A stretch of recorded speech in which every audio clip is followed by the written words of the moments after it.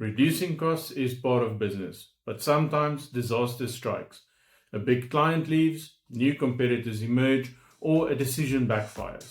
Our first instinct is to slash expenses, and that's not always wrong. But some cuts can quietly destroy your business. These are the 10 worst cost-cutting mistakes and what to do instead.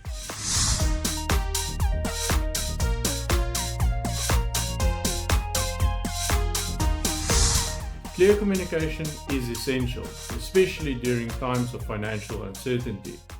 Your employees rely on their jobs to support their families, so silence or vagueness creates fear.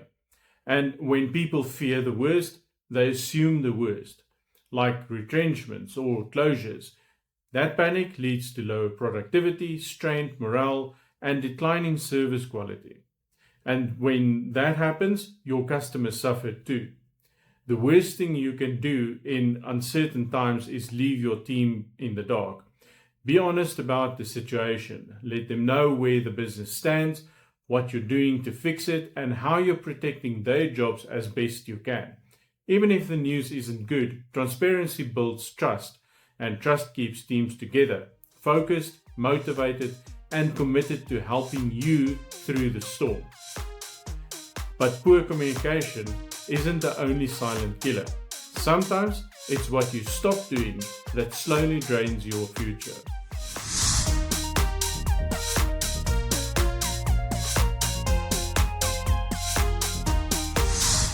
Number 9. Abandoning experimentation and R&D. One of the easiest ways to fall behind is to stop experimenting, especially when money is tight. It's tempting to play it safe, stick to what you know, and avoid taking risks. But the reality is, if you're not testing, learning, and trying new things, you are slowly becoming irrelevant. Markets change, customer needs shift, technology moves fast, and businesses that stop evolving get left behind. I'm not talking about massive R&D budgets, just small experiments, a new pricing model, a different sales script, a trial partnership, or a pilot product. Innovation doesn't have to be expensive, but it does have to be intentional. The moment you stop trying new things is the moment your competitors start pulling ahead. In tough times, it's not just about survival, it's about staying sharp enough to grow again when the opportunity comes. Of course, without a capable team, even innovation struggles. And that brings us to the next mistake.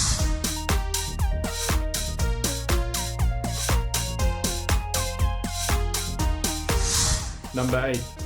Cutting employee training and development.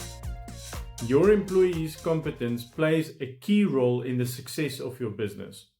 And while times may be tough, cutting back on development and training is a short-sighted move that hurts everyone in the long run.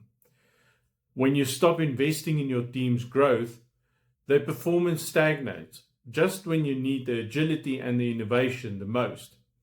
Instead of abandoning training altogether, consider more cost-effective alternatives.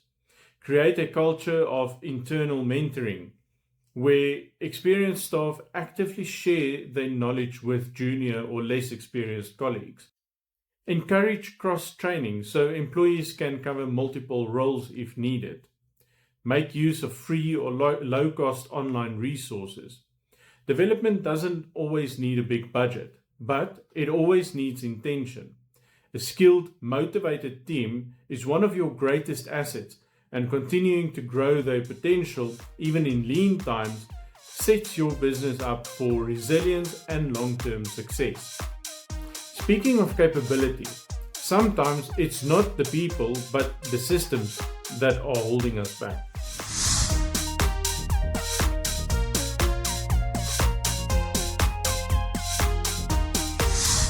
Number 7.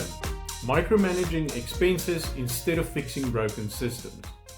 Cutting costs shouldn't mean obsessing over every penny spent, especially when the real problem lies in broken systems. Many small businesses fall into the trap of micromanaging petty expenses while ignoring the inefficiencies that bleed money at scale. You can ban coffee runs or ration printer paper, but if your processes are clunky, outdated, or heavily manual, you're just rearranging deck chairs on a sinking ship. Instead of nickel and diming your team, zoom out. Where are you wasting time? What tasks are repeated, duplicated, or delayed because the system is flawed? Fix that. Automate where possible, streamline workflows, and simplify decision making. You'll save more money by improving systems than by policing the stationary cupboard. Smart cost cutting isn't about control, it's about clarity. Focus on fixing what's broken and the savings will follow naturally. And while we're on systems, here's a trap that's easy to fall into, especially when money is tight.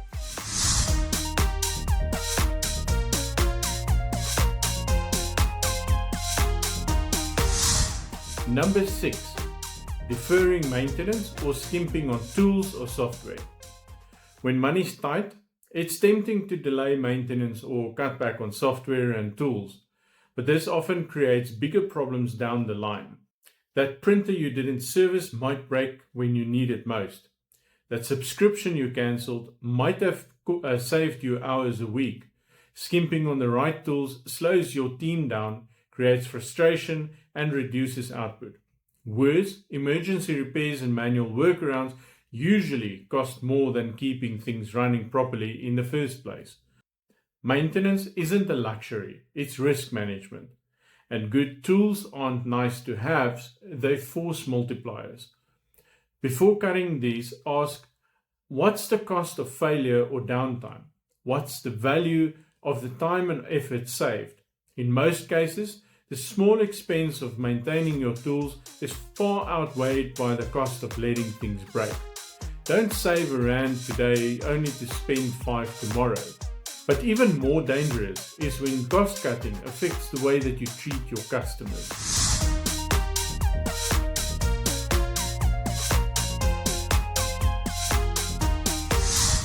Number 5, cancelling customer support or after-sales service.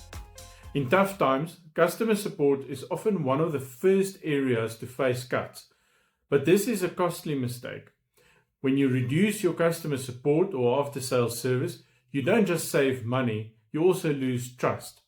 Customers remember how you treated them when things went wrong.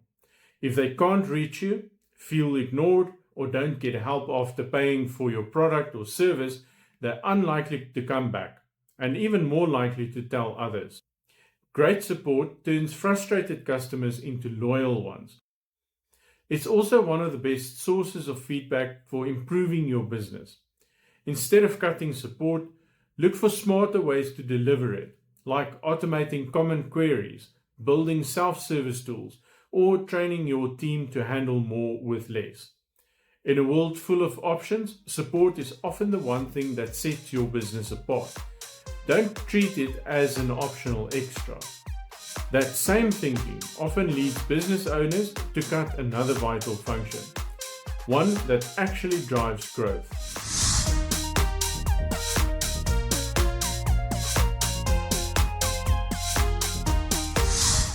Number 4, slashing marketing and sales budgets.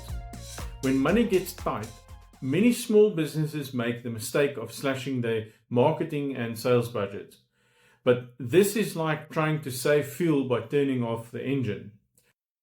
If you cut them too deeply, you dry up your lead flow, lose visibility, and give your competitors space to take your customers. Yes, you may need to spend more carefully, but cutting off your growth channels is entirely short-term thinking. Instead, double down on what's working. Refine your targeting, focus on high ROI channels, build relationships, not just campaigns, and remember, your message doesn't always need a big budget. A strong brand, a compelling story, and consistent outreach can outperform expensive ads. You don't need to go silent when things are tough.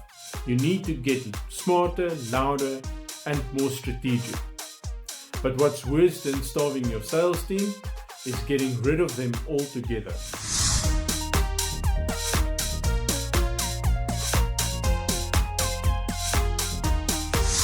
Number 3, laying off key team members too quickly. Letting go of team members might feel like the fastest way to cut costs, but if you're not careful, you risk cutting out the very people keeping your business afloat. Key staff carry knowledge, relationships, and skills that are hard and expensive to replace. I faced this myself. When things got really tough, I had to seriously consider retrenching my sales guy. But I knew if he goes, we stop growing. No new clients, no lifeline. The business would stagnate. So instead of reacting out of panic, I found other areas to cut and we pushed through. The point is, people are not just a cost, they're your edge. Instead of layoffs, ask, can we reduce hours, restructure roles, reskill staff for other areas? Once they're gone, rebuilding takes more than just money. It takes time, trust, and momentum. Before you cut, ask, are we trimming fat or cutting bone? And even if you keep your team, it won't matter if you're making this next mistake.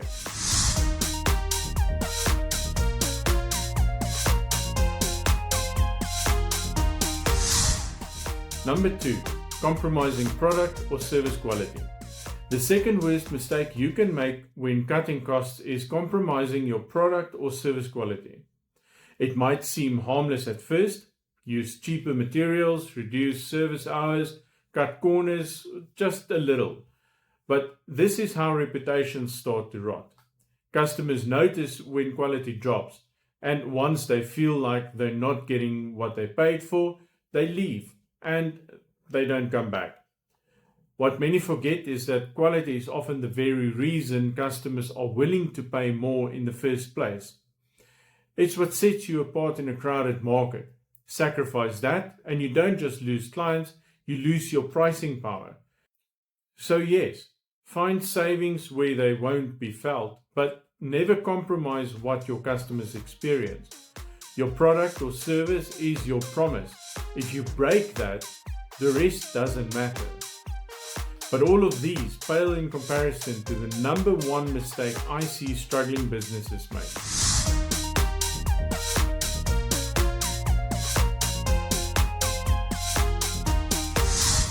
Number 1, focusing only on cutting costs, not growing revenue. The worst thing you can do is, in a financial crisis, is focus only on cutting costs while ignoring growth. Yes, I cut costs. I sold the business's Hyundai H1, settled the loan, and used what was left to buy a used X-Trail with over 300,000 Ks on the clock, just to get us mobile without monthly repayments. I even sold my own car to inject operating capital, but none of that was the plan. I've always believed that the real way out is through growth. More clients, more revenue, more momentum. Cutting costs just buys you time. It doesn't solve the problem. If you're not bringing in new business, you're managing decline. So yes, trim the fat, restructure wisely, but never stop building. Upsell, market smarter, double down on what works. Because survival isn't about how little you can spend, it's about how well you can grow. Now, before we wrap up, there's one more mistake. One that's personal and just as critical as any on this list.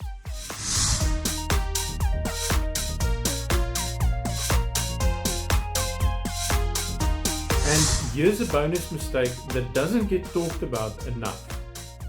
Not asking for help when you need it most.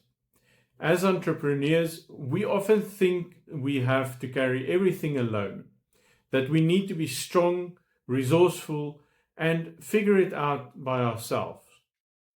But the truth is, trying to go it alone in a crisis can be the thing that sinks you. Asking for help isn't weakness, it's wisdom. Whether it's financial support, operational advice, mentorship, or even selling off a portion of the business to bring in the right partner, sometimes the help you need comes at a cost. And yes, that cost might be control or pride or equity. But if it saves the business, if it gives you breathing room and a chance to rebuild, then it's worth it. Running a business means making sacrifices, and sometimes asking for help is the smartest one you'll ever make. Cost cutting is part of survival, but if you're not careful, it can quietly destroy everything you've worked so hard to build. I've made some of these mistakes, and I've also avoided a few of them just in time. But what matters most is not what you cut, but what you protect.